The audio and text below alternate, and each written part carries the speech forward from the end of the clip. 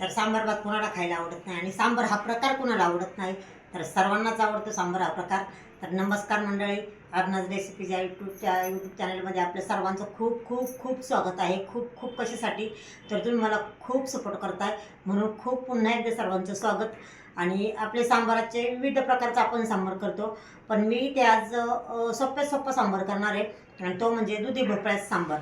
तुम्ही लौकी म्हणत असाल, दुधी भोपळा, तर आपल्याला सोपं सांबार करायचे दुधी भोपळ्याचं सांबार.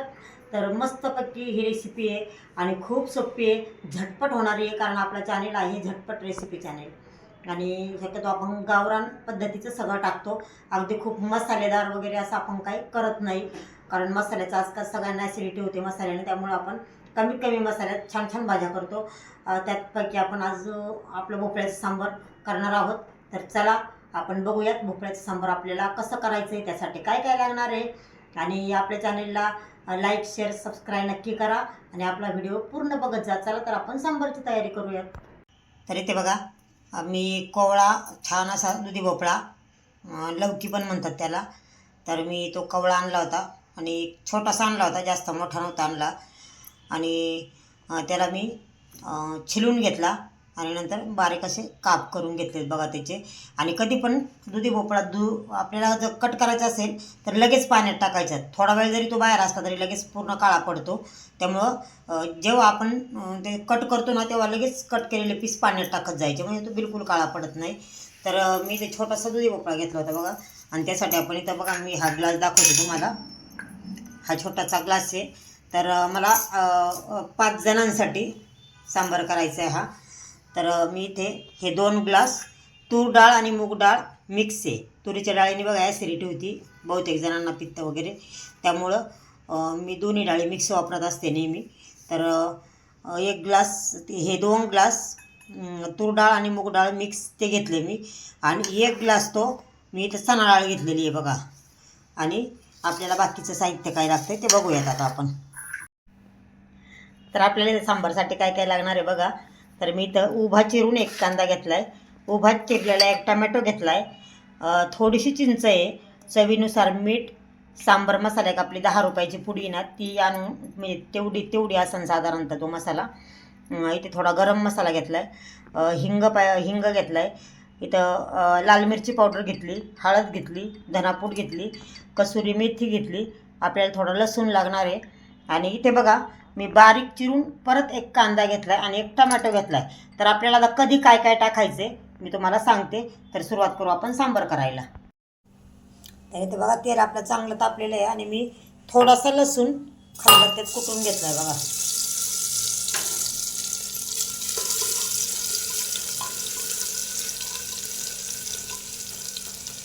त्यानंतर आपण त्यात टाकू कांदा. मी इथं 1 कांदा घेतला होता उभा कट करून.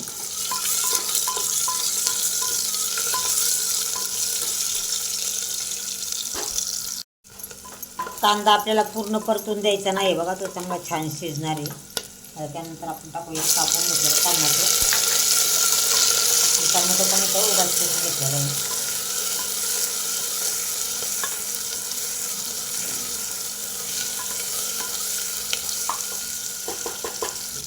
आता आपल्याला टाकायची थोडीशी हळद.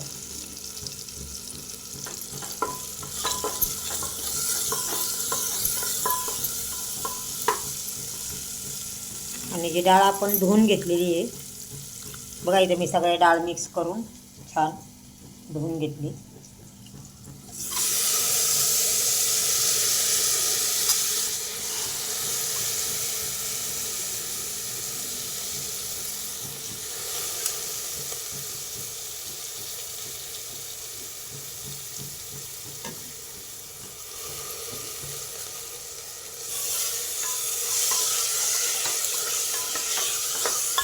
आपली डाळ चांगली परतली बघा. आता आपण त्यात टाकू हा दुधी भोपळा. तुम्ही डायरेक्ट सांबार कुकरला केलं ना पूर्ण मसाले टाकून तरी पण खूप छान होतो. नंतर आपल्याला जसा घट्ट पातळ लागेल तसं आपण पाणी टाकून करू शकतो त्याला. पण मला फक्त शिजवून घ्यायचं आहे. मी कढईमध्ये फोडणीला देणार आहे.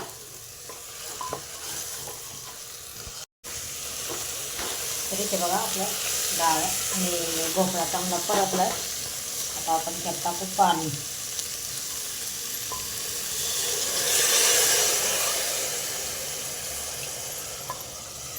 पाणी अगदी सांबार शिजण्यापुरतं टाकायचं, जास्त पण नाही टाकायचं.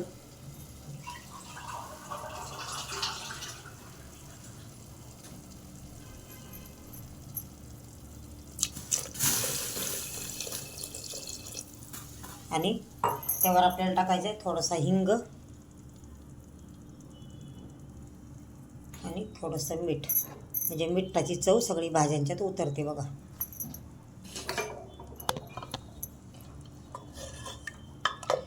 आता आपण याच्या 3 शिट्ट्या करून घेऊ. डाळ वगैरे शिजेपर्यंत बघा मी इथे चिंच भिजत घातलेली आहे. एक 10 ते 15 मिनटं भिजून देऊ आपण चिंचेला. कुकर गार झालाय बघा आपला. मस्त शिजलाय आपलं भोपळा आणि ते बघा, छान शिजलं बघा. आपल्याला बिना वाटणाचं सांबार करायचं. मी आज वाटण काहीच केलेलं नाही, त्यासाठी काही वाटण न करता छान सांबार करू आपण. आपलं तेल कडकडीत तापलेलं आहे. आपण प्रथम टाकू मोहरी. बघा मोहरी पूर्ण तडतडून घेऊ.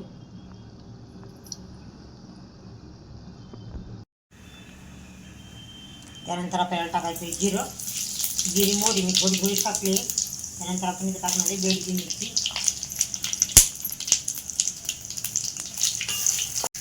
आता टाकू बारीक चिरलेला कांदा. मिरची आपली तळलेली आहे, आपण मिरची काढून घेऊया.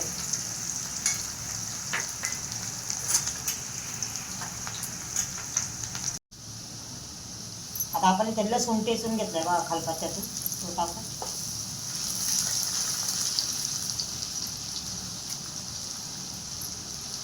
कांदा थोडासा ब्राऊन होऊन जाईल. टमाटे टाकू.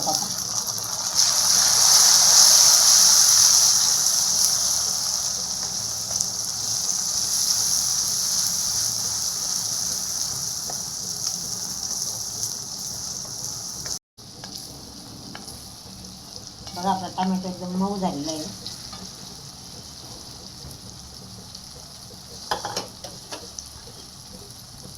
आता आपल्याला त्यात टाकायचे लाल मिरची पावडर,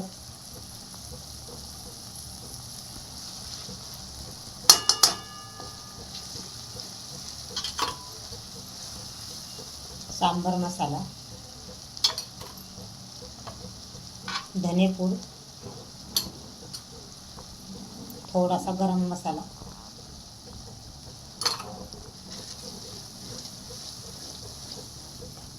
जी आपली राहिलेली हळद होती ती हळद टाकून घेऊ.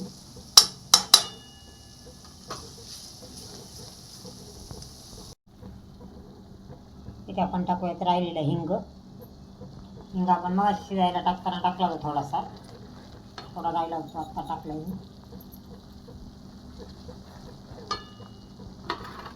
बघा मसाला आपला मस्त परतलाय.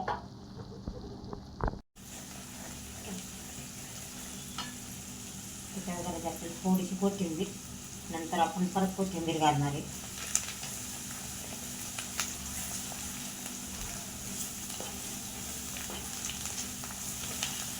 आपला मसाला सगळा परतून झालाय बघा.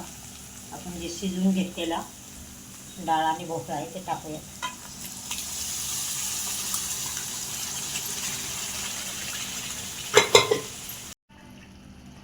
तर तुम्ही घट्ट पातळ तुमच्या आवडीनुसार करू शकता. मला हे थोडासा पातळ सांबार करायचं आहे. तुम्हाला घट्ट करायचं असेल तर तुम्ही पाणी जरा कमी टाका. आता आपण पळीने हलवून बघू. बघा मी इतपत घट्ट केलं आहे. तुम्हाला अजून त्याच्यापेक्षा पातळ लागत असेल तर पाणी टाका, नसेल लागत पातळ तर पाणी नका टाकू. आणि आता राहिलेलं मीठ टाकणार आहे आपण इथं. त्यावर घालू आता आपण थोडी कसुरी मेथी, कसुरी मेथी टाकून बघा, सांबार खूप छान होतो. कारण मी असं करून बघितलेलं आहे बऱ्याच वेळा.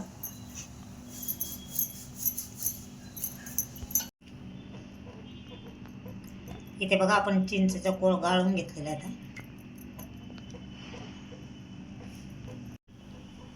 आता आपण टाकू आता हे चिंचेचं पाणी. मी परत थोडंसं इसळून टाकते बघा.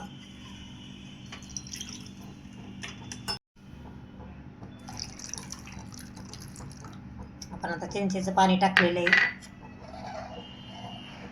आता आपण टाकूया तळून घ्यायलेल्या मिरच्या. मी शिजवून नाही घेतल्या बघा मिरच्या, मी तळून घेतल्यात. तुम्हाला कुकरमध्ये शिजवून घ्यायचे असेल तुम्ही शिजवून घ्या, पण शिजवून घेतल्यावर त्याचा खूप असा गाळ होतो बघा, म्हणून मी तळून घेतले. तर आपण इथं सगळी कोथिंबीर टाकून घेतलेली आहे बघा, आणि मस्त असा आपला सांबार झाला आहे.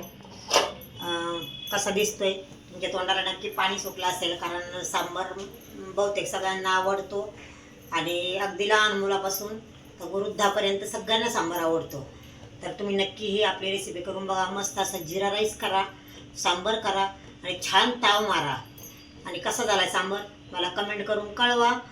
आपल्या चॅनेलला नवीन असाल तर लाईक शेअर सबस्क्राईब करायला विसरू नका.